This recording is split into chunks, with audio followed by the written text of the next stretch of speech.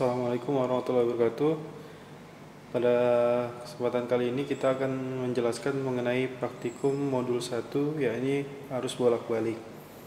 Pada modul 1 terdapat beberapa alat dan komponen yang perlu kita ketahui.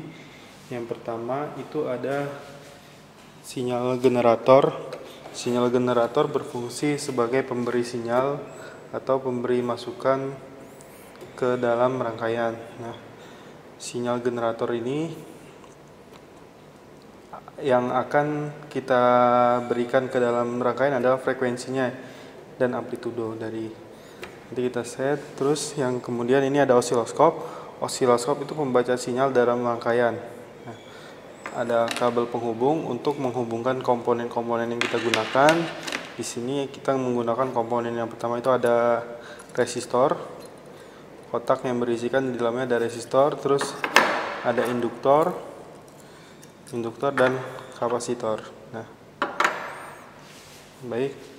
Di sini saya akan menjelaskan cara merangkai.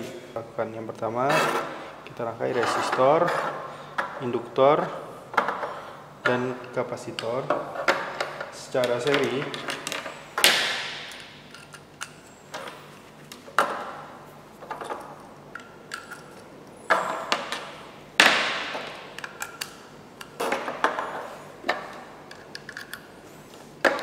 Sudah kita rangkai secara seri, lalu kita berikan sumber tegangan atau inputannya dari sinyal generator.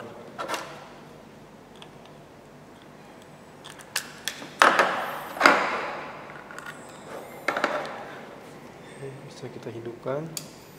Untuk pembacaannya kita bisa menggunakan osiloskop. Osiloskopnya kita hidupkan. Pada sinyal generator di sini terdapat trigger, channel, dan channel 2. Nah, berhubung yang kita gunakan channel 1, maka jangan lupa setelah kita menghidupkan, kita hidupkan channel 1-nya. Nah, setelah hidup channel 1, dia akan memberikan informasi mengenai channel 1. Pada channel 1 ini, kita akan menggunakan frekuensi, amplitudo, offset, dan fase. Di sini di displaynya. Pada frekuensi, nanti dalam rangkaian ini yang kita ubah-ubah adalah frekuensinya.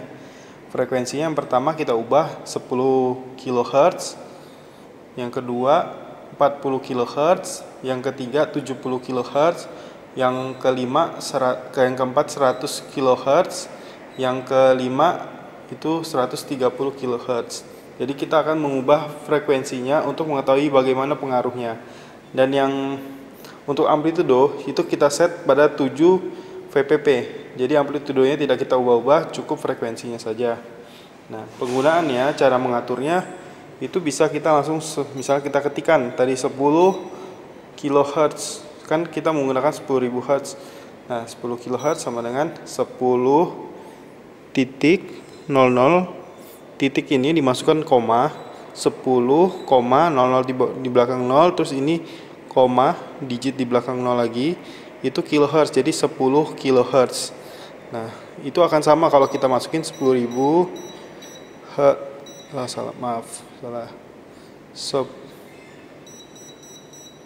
10.000 hertz. Nah, dia akan dapat 10,0000, ini digit di belakang koma. Nah, itu kilohertz. Jadi 10 kilohertz atau 10.000 hertz. Selanjutnya, pembacaan osiloskop. Pembacaan osiloskop dibantu oleh yang namanya probe.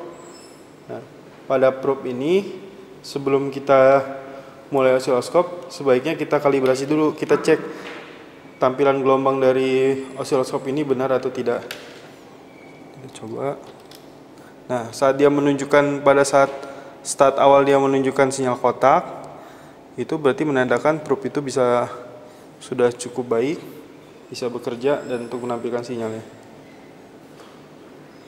Oke, kita lanjutkan untuk cara pembacaannya. Saya jelaskan cara pembacaannya. Jadi osiloskop ini terdiri dari beberapa channel, yang ada channel 1, channel 2, channel 3, channel 4. Di sini jelaskan channel 1, channel 2, channel 3, channel 4 sesuai dengan warna yang ada di sini. Nah, pada yang kita gunakan di sini hanya satu channel saja. Nilai amplitudonya itu menggunakan volt. Di sini ada tombol volt per diff. Nah, ini voltnya. Sedangkan untuk menampilkan nilai panjang gelombang itu menggunakan time per diff. Sini waktunya. Jadi saat kita mau membuat waktu itu lebih lambat, maka gelombang yang akan terbaca akan semakin lebih lebar. Jadi memudahkan kita menghitung waktunya. Terus kalau saat kita ingin tegangannya semakin besar, berarti semakin kita kecilkan bentuk gelombangnya. Kalau kita butuh pengukuran yang butuh gelombang yang tegangannya semakin kecil, berarti kita lebarkan supaya mudah terbacanya. Nah, itu sekilas cara penggunaannya. Terus untuk posisinya ini bisa diatur-atur. Jadi untuk naik turunnya bisa, di sini ada vertikal dan ini ada horizontal untuk menggesernya. Nah, menggeser ini bila kita mau menghitung gelombang ini, jadi supaya kita pas menghitungnya, kita paskan di titiknya. Nah, di dalam displaynya osiloskop ini juga terdapat titik-titik kotak yang berisikan titik-titik. Satu titik ini sama dengan diff, satu diff. Titik ini satu diff. Nah, jadi setiap kotak ini ada 5 titik, jadi ada 5 diff. Nah, kemudian ini cara menggunakan osiloskopnya.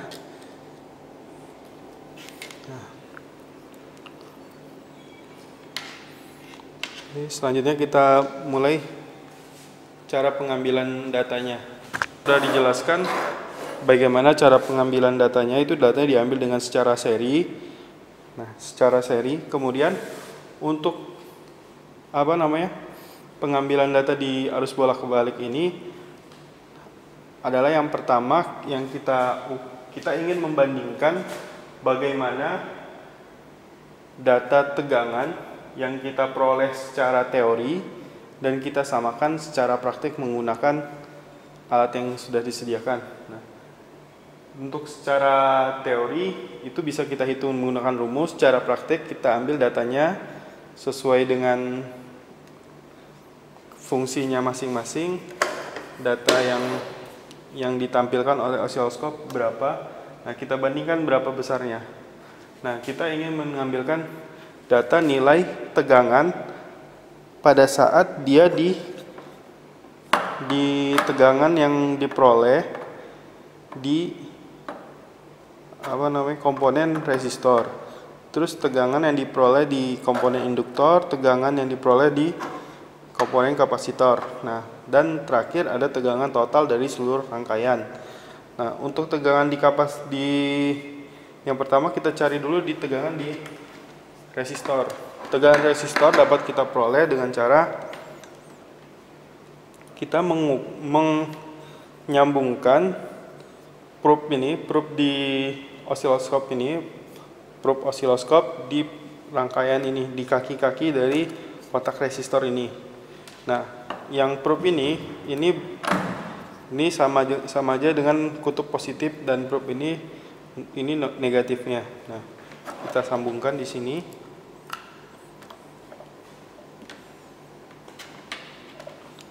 Kita sambungkan.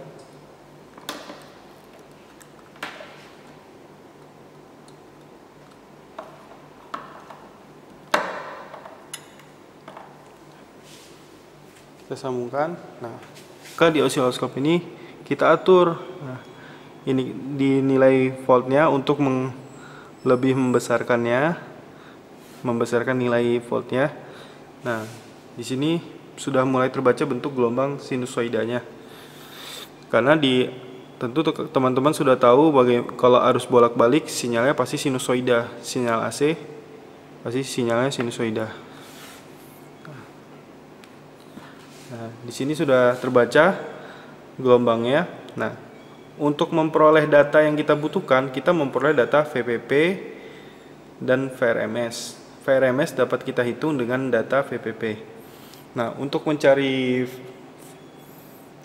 VRMS itu sama aja dengan misalnya VRMS di R itu sama aja tegangan di R. R itu resistor, komponen resistor, terus VRMS di L itu sama aja dengan tegangan di induktor di L tadi. VRMS di C itu sama aja tegangan di C, VRMS total sama aja tegangan total.